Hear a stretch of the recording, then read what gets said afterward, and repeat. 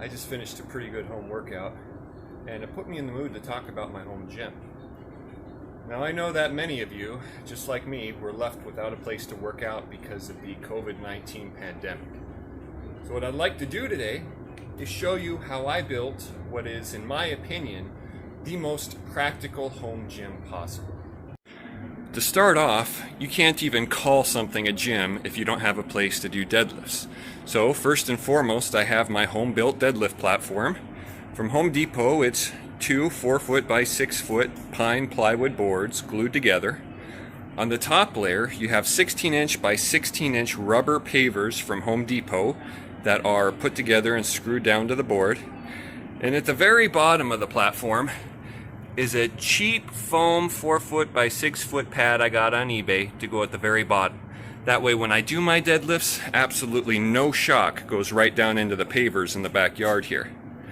Now one nice thing about the rubber pavers, if they start to wear out, you simply unscrew one of the worn out pavers and replace them individually. And they're only $5 at Home Depot. So this is, in my opinion, the most practical way to build a deadlift platform.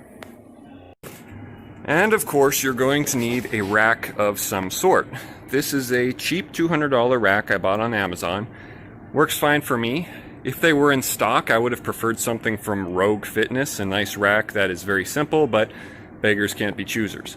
But once you start getting past, I don't know, I'd say 350 pounds on your squat, or whatever the case may be, I would recommend making sure you have something a little bit more supportive. But regardless, you need some kind of a rack for doing squats, overhead press, and other rack-related exercises. And of course, you'll need a bench. This is a bench I got on eBay for $50. I don't bench press that heavy. I haven't even hit 225 yet. So you don't need anything super sturdy until you get pretty heavy, but you'll want to invest more in a nicer bench if you bench press a heavier weight than I do. But regardless, you have your rack, then you have your bench for doing bench presses.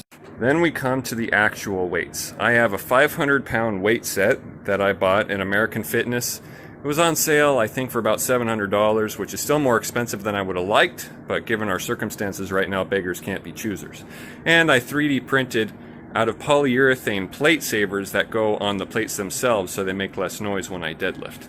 So of course you need your Olympic barbell, you need your Olympic weight plates. And of course for the accessory movements, I have an easy curl bar and 2 dumbbells. Now what's nice about these is they use Olympic-sized sleeves. So instead of having a separate set of dumbbells or a separate set of plates for your accessory lifts, you can use your Olympic plates. You don't have to have a separate set of weights. And what I did, I bought extra 10-pound plates specifically for the use with the easy curl bar and the dumbbells. Last but certainly not least, you need a place to do pull-ups. I have a pull-up bar that I bought on Amazon, goes right up here in the frame of the neighbor's outdoor patio just fine.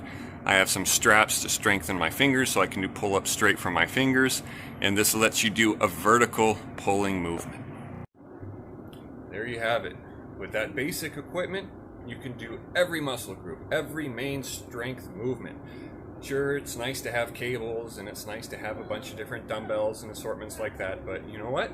During times like this, it's nice to have a gym on a budget that covers all the bases. So, thought I'd share this with you guys. Hope you enjoy.